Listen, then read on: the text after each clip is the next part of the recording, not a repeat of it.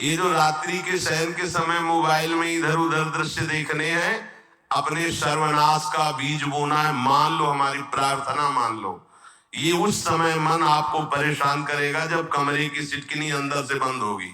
सबसे प्रार्थना है रात्रि के शयन के समय।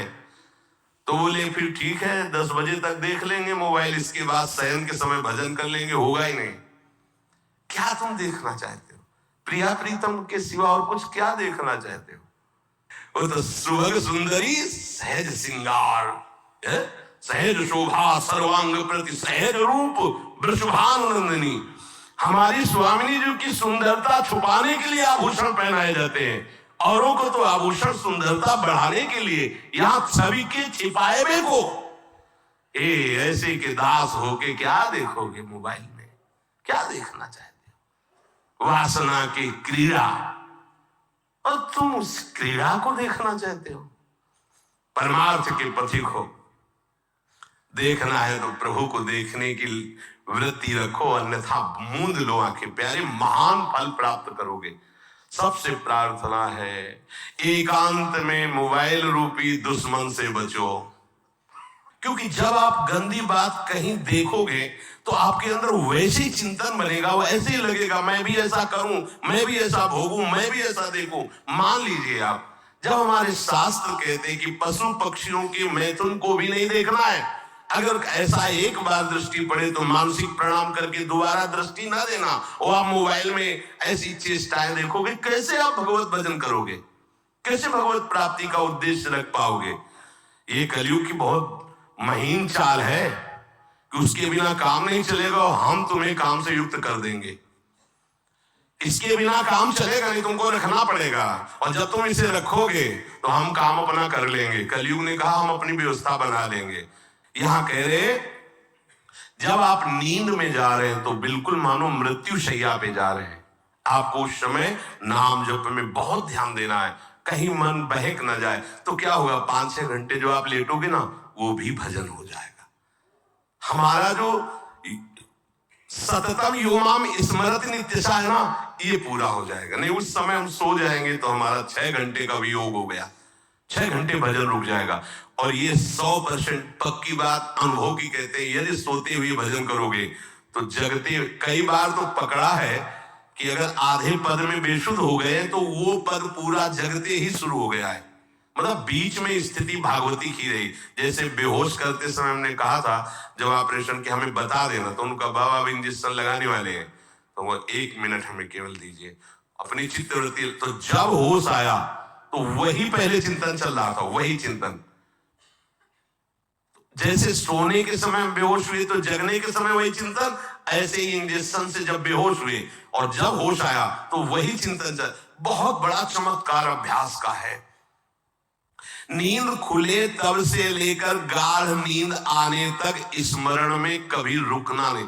और आपको एक छूट दे रहे हैं, कभी कभी क्या होता है कि एक मंत्र में, एक नाम में जैसे बहुत देर अभ्यास करते हैं तो मन उबने लगता है।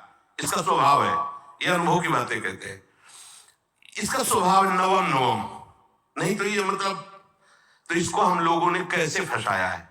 जैसे गुरु मंत्र जप रहे, अब 2-3 घंटे लगातार गुरु मंत्र जप, अब इसको उबन बढ़ी, अभी छोड़ रहा है, बीच बीच में पता चलता है छोड़ना चाहता है, छोड़ रहा है, तुरंत इसको नाम में फंसाया।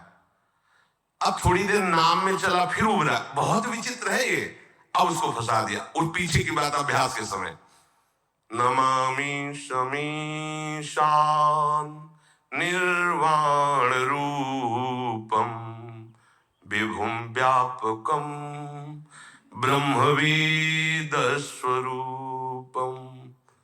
चिंतन, पद गायन कर रहे, ये भगवान शिव पद गायन कर रहे हैं और उसका चिंतन। निर्वाण रूपम विभुम व्यापकम ब्रह्मवेद स्वरूपम।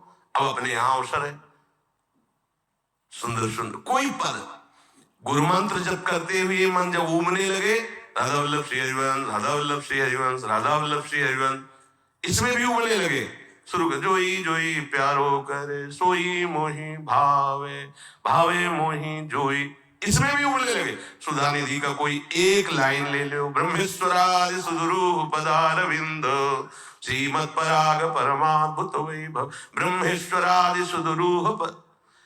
छोड़ना नहीं है, तू भाग में नवम नवम दे रहा हूं, नवम नवम। इसको फंसाने के लिए आपके पास अस्त्र हो, जैसे यहाँ चाकू, यहाँ पिस्तौल, तलवार, ये वो सब बिल्कुल वीर सजा रहता है, ऐसे ही अपने लोग सजे रहते। छोटा राधा, अब एकदम चिपक गया है, तो कैसे मारे? तो छोटी चाकू है ना, वैसे राधा राधा राधा, थोड़ा दूरी राधा वल्लभ श्री हरिवंश, थोड़ा और दूरी गुरु मंत्र, बड़े बड़े अस्त्र अपने पास रख ले। बहुत भाग रहा है तो फंसा दिया। प्रथम यथावति प्रणव सी, अलग पूरा पद गा उसमें लग, प्रथम यथावति प्रणव। भोजन पाते समय ऐसा अभ्यास किया है, 1 घंटा के पहले भोजन नहीं होता, चाहे 2 रोटी पा लो, समय लगता है भोजन। आराम, एक एक नाम, एक कुछ भी हल्ला मचाओ, कोई फर्क नहीं पड़ेगा, अपना चलेगा। अभ्यास स्नान के समय, भोजन के समय, किसी क्रिया के करते समय, किसी से बात करते समय, सोते समय, ये विशेष स्थान जहां में सावधान रहना है। यहाँ भजन छूटता है, ध्यान देना, यही भजन छूटता है। चलते समय, क्रियावान होते समय, प्रसाद पाते समय या किसी से बतलाते समय, ये सब भजन के छूटने के स्थान है और यही पकड़ना है भजन को। जब आपको बिल्कुल न लगे तो मानसिक संबंध कर दो और गुनगुनाने लगो। जो धुनी आपको अच्छी लगे उसी में नाम, कोई नाम लेके, संसार का चिंतन न होने पाए, चाहे जो कुछ तुम जहां तुम्हारा मन आवे, गंगावली, गोदावरी, कुछ भी, भागवती चिंतन के सिवा संसार के चिंतन न होने पाए। पहले ऐसे अनन्य बनो, फिर बाद में अनन्यता आती, रसना कटो जो अनन्य। हाँ भी विषय चिंतन कर रहे हैं, प्रपंच कर रहे हैं, बोले रसना कटो जो अनन्य रटो। और नहीं बोल सकते, प्रपंच बोलेंगे बस, रसना कटो, ये शब्द वहां नहीं आते। पहले हम आपको छूट देते, भक्त चरित्र, भगवान की चरित्र, नाम, कीर्तन, मंत्र, जो भी चाहो, संसार का चिंतन मत होने देना, पहले ये पकड़ो। फिर आगे चल करके जब पवित्र हृदय होगा तब ये निष्ठा आती, रसना कटो जो अन रटो, निरखियन फुटो नयन। मान लो, संसार का चिंतन नहीं करने देना है इसको। आप जैसे बने वैसे करो भागवती चिंतन, कोई नाम ले लो, कोई मंत्र ले लो, तुम्हें जो प्रिय लगे। हम छूट देते हैं, ये नहीं करें कि रसना कटो जो अन रटो, ये बाद की बात है। हमें पहले इसका संसार चिंतन रोकना है। कैसे छूटेगा, कैसे छूटेगा, हमें ये पकड़ना है। नहीं तो निष्ठा की बात, जो हरि नाम जगत त्रिशिरोमणि वंश बिना कबहू। हरिवंश बोलेंगे नहीं, हरि बोलना नहीं है, हरि बोलना नहीं, क्योंकि जो हरिनाम जगत शिरोमणि वंश भी, और हरिवंश बोलना नहीं है क्योंकि प्रपंच में रहती है। तो क्या करो, जो तुम्हें प्रिय लगे पहले उसे पकड़ो। ये हम अंदर की बात कह रहे, प्रवचन की बात नहीं कह रहे। मन को फंसाना है हमें। राम कृष्ण हरि जहां लगे इसको लगा, पहले इसको फंसाओ, संसार का चिंतन न होने दे। गीता, भागवत, भक्त चरित्र, कुछ भी कहीं भी इसे फंसाओ, पहले संसार का चिंतन न होने दो, फिर लाओ इसको घुमा के निकुंज वाटिका में। फिर तो भागेगा ही नहीं, फिर नहीं भागेगा। अब सीधे निकुंज वाटिका में किसी महाभाग्यशाली गुरु आश्रित का लगेगा, अन्यथा बहुत प्रपंची मन है। आप आश्रय इधर का लोगे, प्रपंच का चिंतन करोगे, बात बनेगी नहीं। चिंतन छोड़ना है हमें, जैसे बने तैसे संसार का चिंतन छूट जाए तो हम विजय को प्राप्त होंगे। ध्यान दीजिए, इस परमात्म तत्व को वही प्राप्त कर पाता है जिसका राग बीत गया है, खत्म हो गया है, वैराग्यवान। ज्यादा परिश्रम नहीं है वैराग्य में, विवेक नहीं होने के कारण हम वैराग्य नहीं धारण कर पाते। हम बाहरी बातों को वैराग्य ले लेते हैं, ऐसा कपड़ा बदल लेना या कपड़ा ना पहनना या लौकी का कमंडल, मिट्टी का पात्र, तो हम अपने को वैरागी। बात यहां नहीं रुकेगी। वैराग्य का इतना ही मतलब, ये भी एक बाह्य अंग है वैराग्य का, पर वैराग्य का सच्चा स्वरूप है वीतरागा। कहीं कुछ भी अच्छा नहीं लग रहा, कोई भी सुख आकर्षित नहीं कर रहा, लोक लोकांतर की प्रतिष्ठा, मान, सुख, ऐश्वर्य, व्यक्ति, कुछ अच्छा नहीं, राग खत्म हो गया।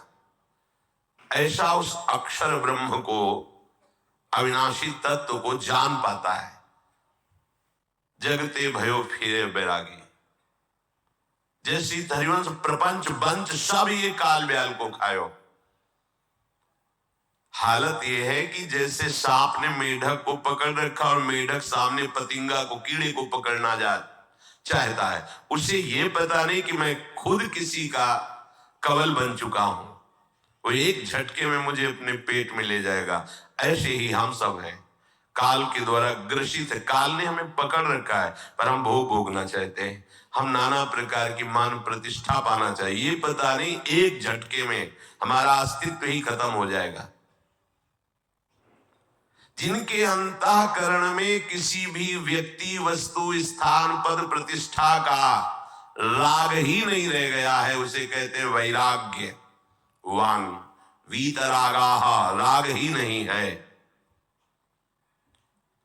जिनका अंतःकरण निष्पाप निर्मल हो चुका है, जिनके हृदय में केवल भगवत प्राप्ति की उत्कट लालसा जागृत हो गई है, ऐसा साधन संपन्न उपासक परमात्म तत्व में प्रवेश पाता है। अध्यात्म मार्ग की ऊंचाई पर वो स्थित हो जाता है।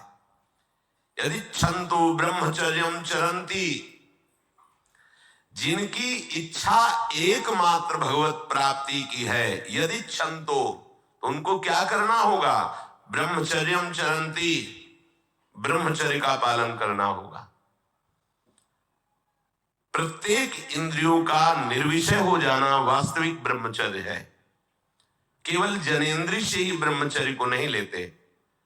हमारी प्रत्येक इंद्रिय भोगों से रहित होकर भगवत अनुराग में, नेत्र प्रभु को देखना चाहते हैं, त्वगेंद्रिय प्रभु को स्पर्श करना चाहती है, घ्राणेंद्रिय प्रभु के श्री अंग की गंध पाना चाहती है, श्रवणेंद्रिय प्रभु के वचन सुनना चाहती है। एक एक इंद्रिय अपने प्रभु में लग गई, अंतर्मुख हो गई, बाहर विषयों का त्याग हो गया। इसे ब्रह्मचर्य कहते हैं।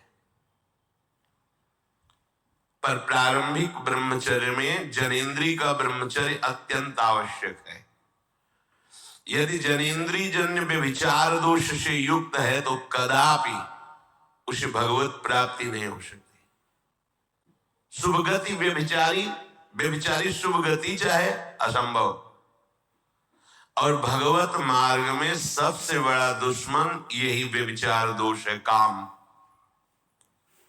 इसी से हमारा हृदय मलिन होता रहता है। अंधा बटे और पड़ा चबाए वाली दशा रहती। हमें 50 वर्ष हो गए। अरे 50 जन्म हो जाए, तुम व्यभिचार करो, गंदी बातें करो, गंदे चिंतन करो, सो समय व्यतीत करें। अनंत जन्म व्यतीत हो गए, भगवत प्राप्ति हुई क्या? 50 वर्ष से भगवत प्राप्ति हो जाएगी क्या? 5 मिनट काफी है भगवत प्राप्ति में। एक बार नाम काफी है। वो स्थिति तो लाओ।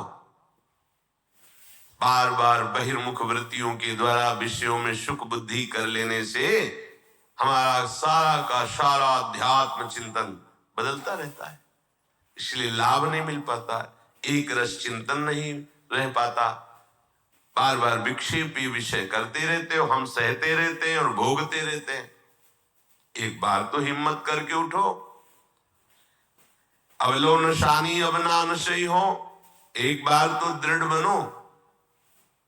बस मन के अनुकूल चलने की बात को तुम्हें रोकना होगा, तभी तुम्हारे अंदर यदि क्षंतो, ऐसी इच्छा जागृत होगी। पक्का पक्का ऐसा ही है। जब हम किसी विषय के वेग को सहते हैं, विषय नहीं भोगते हैं, तो मन बहुत जलाता है। उस जलन में फिर एक ही बात होती है, बस भगवत प्राप्ति हो जाए, झंझट खत्म हो जाए।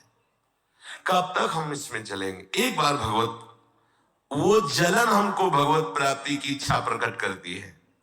अपने लोग क्या करते हैं? जलन को मिटाने की कोशिश करने लगते हैं, तो भगवत प्राप्ति की इच्छा क्या, भोग प्राप्ति की तृष्णा जागृत हो जाती है। भोगी हुई भोगों को बार बार भोगने की इच्छा का नाम तृष्णा है। बाहर और भीतर से कोई सहयोगी नहीं, जल रहा है उपासक, तब रास्ता निकलता है भगवत प्राप्ति का, तब इच्छा प्रकट होती। अब नहीं, बहुत जल लिया, अब तो केवल प्रियाजू के समीप जाना है, अब तो प्रभु के सानिध्य में रहना है, नहीं इन भोगों की जलन में जलना है। पर यहां तक पहुंचने के लिए जलना होगा, तभी लिखा सहित सहित बाढ़ है भगति तास्तितिक्षस्व भारत, क्योंकि आगमा पाइनो अनित्यास, ये नाशवान काम क्रोध आदि तुम्हें प्रेरित करेंगे, तुम इनके वेगों को सह जाओ, ये स्थायी नहीं है, आगमा पाइनो है, आने जाने वाले हैं, और ये सहन करने से नष्ट होते हैं, भोगने से बढ़ते हैं।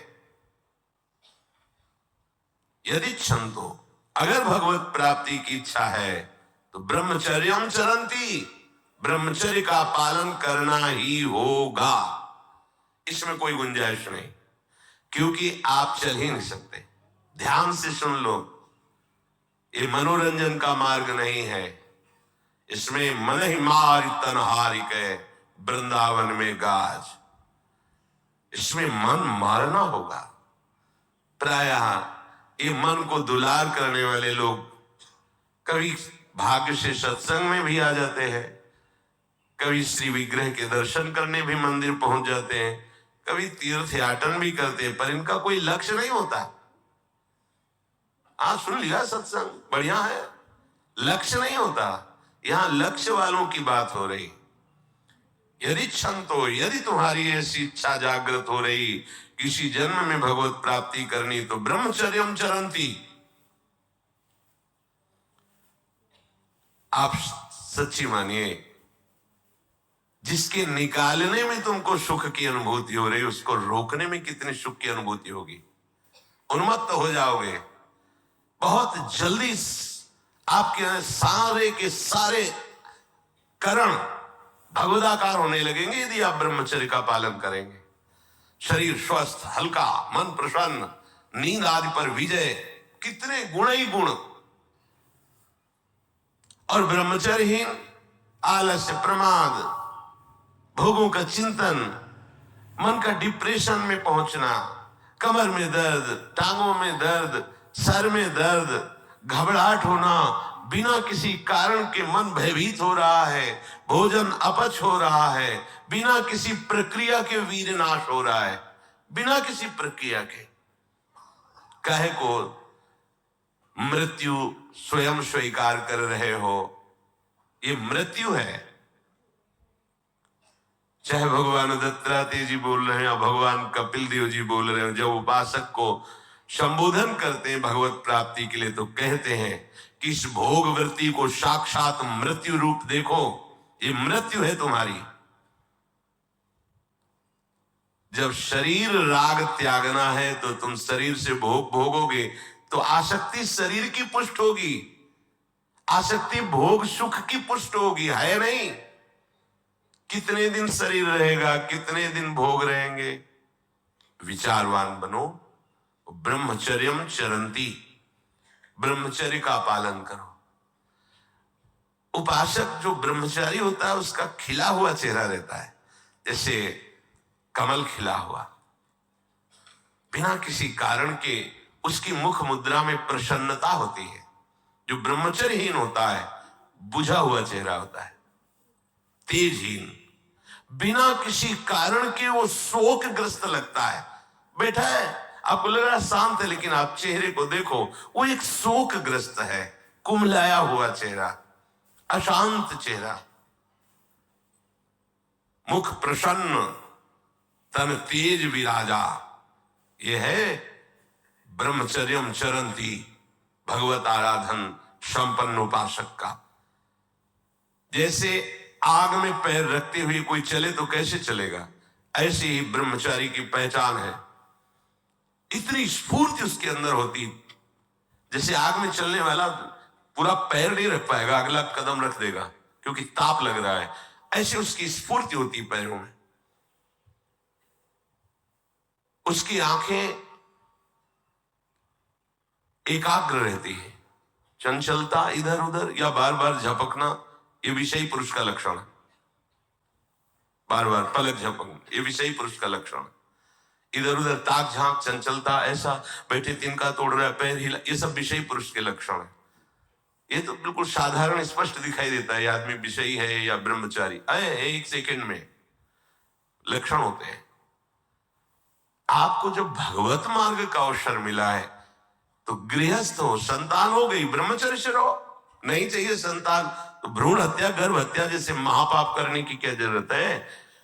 उसी वीर से संतान उत्पन्न होती जिसको आप नष्ट कर रहे हो, जिसको आप ऐसे पानी में बहा रहे हो, व्यर्थ फेंक रहे हो, तो उसको भ्रूण हत्या का पाप लग रहा है, तो तुमको पुण्य लग रहा है, वीरपात कर रहे हो तुम्हें भी वही हत्या लग रही है, क्योंकि उसमें वही जीवात्मा है जो मां के गर्भ में जाके बालक रूप धारण कर लेती है, उसको तुम नष्ट कर रहे हो।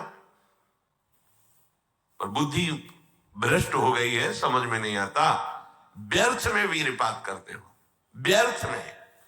तुम्हारा भजन बनेगा, तुम अध्यात्म के योगी बनोगे, मजाक है अध्यात्म का मार्ग। होश में हो जाओ, ये मन के दुलार को बंद करो। जब तक इच्छा ही नहीं भगवत प्राप्ति की, तो फिर तुम कैसे भगवत प्राप्ति कर पाओगे? भगवत प्राप्ति की इच्छा कैसे होगी जब तुम्हारी इस तरह से निंदनीय वृत्तियां हैं? इंद्रियों को दुलार कर रहे हो, मन को दुलार कर रहे हो, भगवत प्राप्ति चाहते हो, आचरण नीच और चाहते हो उच्च पदवी। सावधान हो जाओ।